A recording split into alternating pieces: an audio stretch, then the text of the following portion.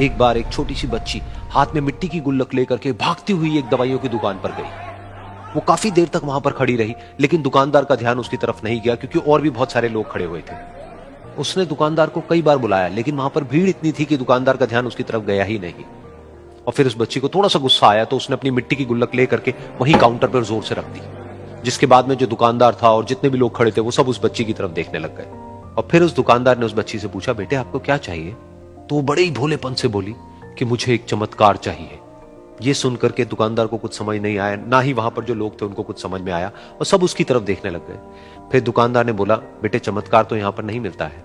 तो बच्ची को लगा कि वो उससे झूठ बोल रहा है, तो बच्ची ने कहा कि मेरी गुल्लक में बहुत पैसे हैं, आप बताओ आपको कितने पैसे चाहिए, लेकिन मैं आज यहां से चमत्कार लेकर के ही जाऊंगी। तो वहीं काउंटर पे एक और आदमी खड़ा था, उसने उस बच्ची से पूछा कि बेटे क्यों चाहिए तुमको चमत्कार? तब उस बच्ची ने अपनी कहानी बताई कि अभी कुछ दिन पहले मेरे भाई के सर में बहुत तेज दर्द हुआ, तो मेरे पापा मम्मी उसको हॉस्पिटल ले गए।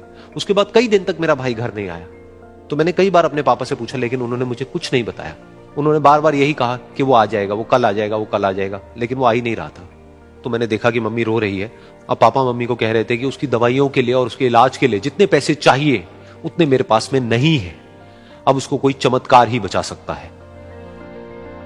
तब मुझे लगा कि अगर मेरे पापा के पास में इतने पैसे नहीं भी हैं तो क्या हुआ, मेरे पास में तो है। तो मैंने जितने भी पैसे जोड़ रखे हैं वो सारे लेकर के मैं इस दवाई की दुकान पर आई। फिर उस आदमी ने उस बच्ची से पूछा, कितने पैसे हैं तुम्हारे पास में? ये सुनते ही उस बच्ची ने अपनी गुल्लक उठाई, जमीन पर फेंकी और तोड़ दी और पैसे गिनने लग गई।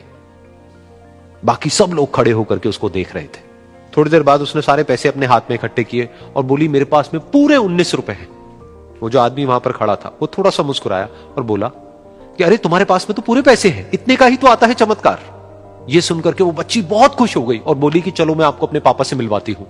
बाद में पता लगा कि वो आदमी कोई आम आदमी नहीं था, बल्कि एक बहुत बड़ा न्यूरोसर्जन था, और उसने सिर्फ 19 रुपए में उसके भाई की सर्जरी करी और कुछ ही दिन बाद वो ठीक होकर के घर वापस आ गया। फिर कुछ दिन बाद वो बच्ची, उसका भाई, उसके पापा, उसकी मम्मी चारों एक साथ बैठे हुए थे और बात कर रहे थे। तो उसकी मम्मी ने उसके पापा से पूछा कि अब तो बता दो ये चमत्कार आपने किया कैसे? तो उन्होंने अपनी बेटी की तरफ देखा और बोले, ये चमत्कार मैंने नहीं, इसने किया है।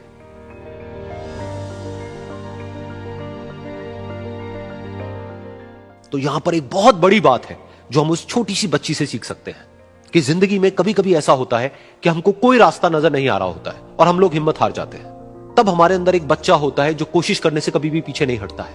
वो हार मानने को तैयार नहीं होता है क्योंकि उसको ना शब्द समझ नहीं आता है। वो बच्चा जिसके लिए कुछ भी नामुमकिन नहीं है, क्योंकि वो हर हाल में कोशिश करता ही रहता है।